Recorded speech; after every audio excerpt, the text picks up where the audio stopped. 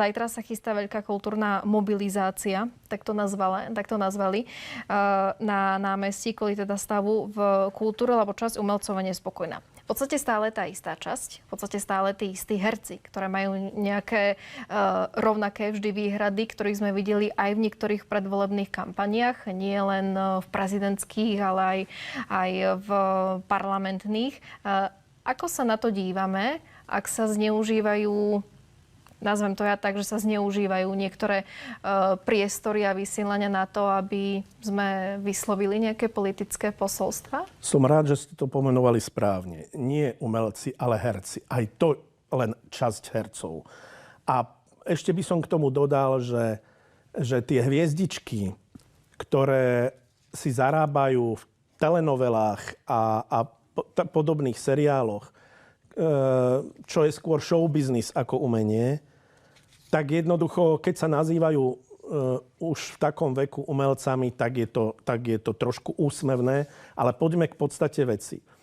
Ja na celom spore nerozumiem jednej veci, alebo veľmi dobre. Pardon, že do toho skočím, ale ten vek neodráža možno ten talent a to všetko. My tu vidíme Milana Ondrika, aj to je jeden z najlepších našich hercov, aj oceňovaný, aby sme zase nehovorili, že tí mladí to nie sú tí skutoční herci. Ja som hovoril o tých, ktorí vystupujú v nejakých show a nazývajú sa, alebo v nejakej tanečnej súťaži a nazývajú to umením. To je predovšetkým showbiznis a tieto veci si dokážu zarobiť na seba sami. My hovoríme o umení ako o nejakom prejave excelentnosti a to je niečo iné. Áno, samozrejme, pán Ondrik je výborný herec, ale tam treba povedať aj tiež k tomu jednu vec. Keď sa herci chvastajú, že oni tak často hovoria do vecí verejných preto, lebo sú vraj vzdelanejší ako druhí. No, a ja nechcem nikoho ponižovať. Proste interpretačné umenie, kde sa učíte texty iných, ešte nesvedčí o vzdelaní. A napokon, keď sa tu opakujú tie básničky, alebo ako ich nazvať, o bodliakoch, tak tam musím pripomínať, že po búrke bodliaky nevyschnú. Bodliaky patria botanicky k jedným z najodolnejších rastlín a práve, že ťažia z tej vlahy, majú silné korene a len tak ich niečo nezničí. Takže to bol veľmi zlý príklad. Ale k veci. Viete, aj mňa znepokojuje, alebo mám otázky, prečo Ministerstvo kultúry zastaví dotácie na také vynikajúce projekty, ako je festival Viva Muzika alebo Kremnické gegy. Je mi ľúto, keď z televízie musí odísť Juro Mravec. Ale nerobme z toho hystériu a netvárme sa, že toto sú čistky. Viete, čistky tu prebiehali za pána Rybnička, ktorý sa teraz ozýva, ja by som bol na jeho mieste ticho, pretože on zdecimoval verejnoprávnu televíziu, keď prepustil vyše 1000 ľudí. Dodnes sa z toho tá televízia nespamätala. Dnes prepustili v rámci konsolidácie 60 ľudí. Môžeme mať otázky, akým spôsobom, ale nazývať to čistkami je ťažká vec aj preto, že títo istí herci sa neozývali, keď sa robili čistky za minulej vlády. Mlčali, keď sa porušovali ľudské práva. Viete, zoberme si a priznajme si to, že toto sú všetko voliči, nielen voliči, aj propagátori progresívneho Slovenska. A ja sa pýtam, že prečo by títo ľudia mali mať ten nejaký, to nejaké privilégium hovoriť k ľuďom, pretože to nie je tým, že by boli vzdelanejší. Nie je to tým, že by mali nejaký lakmusový papierik a že by boli citliví na nedodržiavanie ľudských práv. Lebo zoberme si, boli to práve umelci, ktorí kolaborovali s každým režimom. Komunistickým, fašistickým, aj s tým neoliberálnym.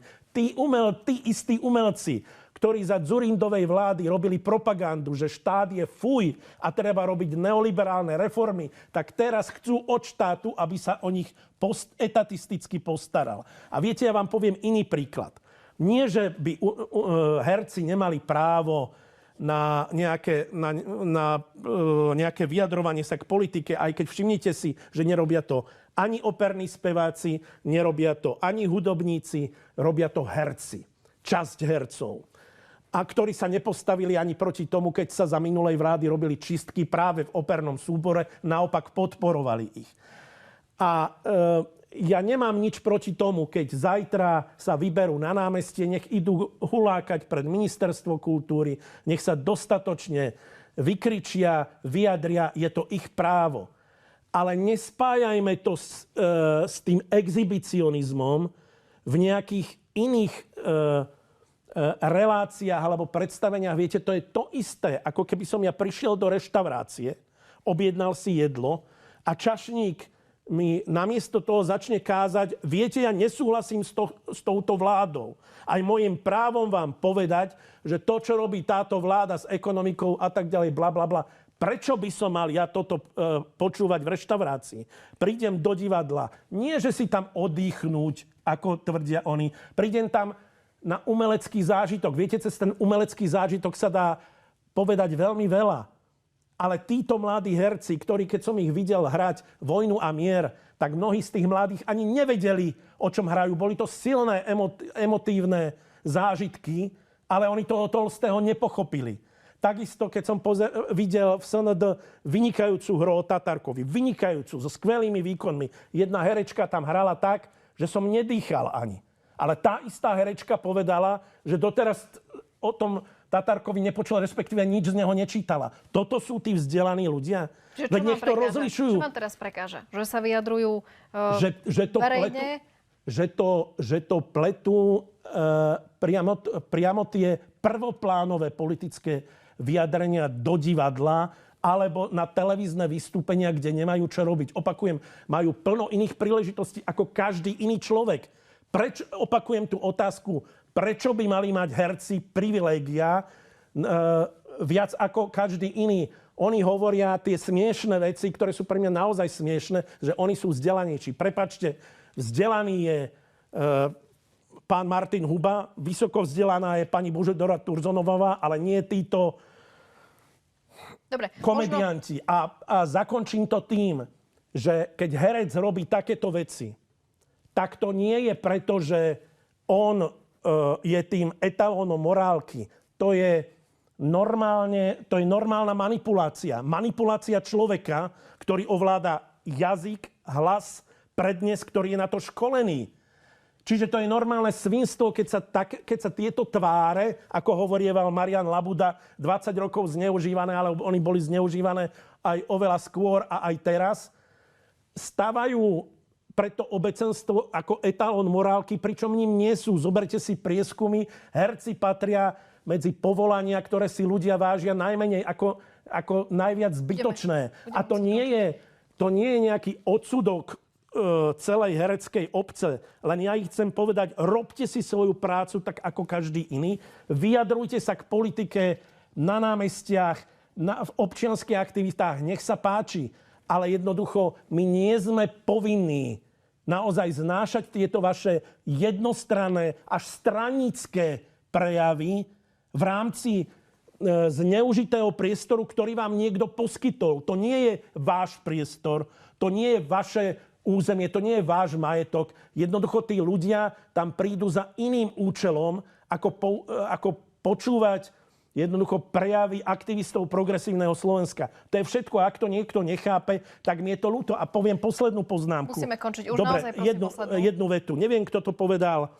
Či myslím, že pán Vajda, alebo Roman Luknár, myslím, že pán Vajda, ale proste je dosť veľa aj hercov, ktorí sa už boja hovoriť v tejto atmosfére. A zdôvodňoval, prečo on nerobí tieto politické prednášky. No preto, lebo sa stáva automaticky nedôveryhodným.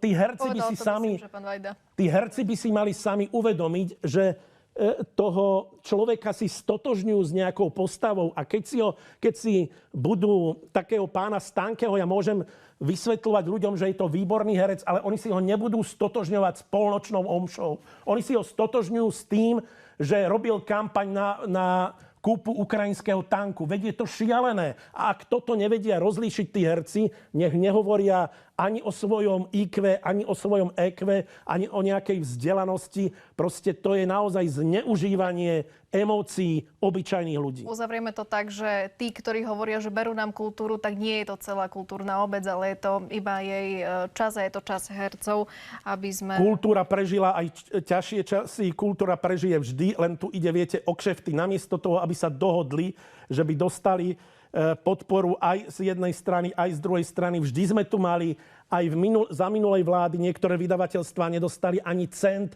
Vždy tu ide len o kšefty, že niekomu zobrali kšefty pani Kleinert, ktorá bola svojimi mimovládkami satána to. A teraz nariekajú tí, na budúce budú nariekať tí. To je nekonečný kolotoč.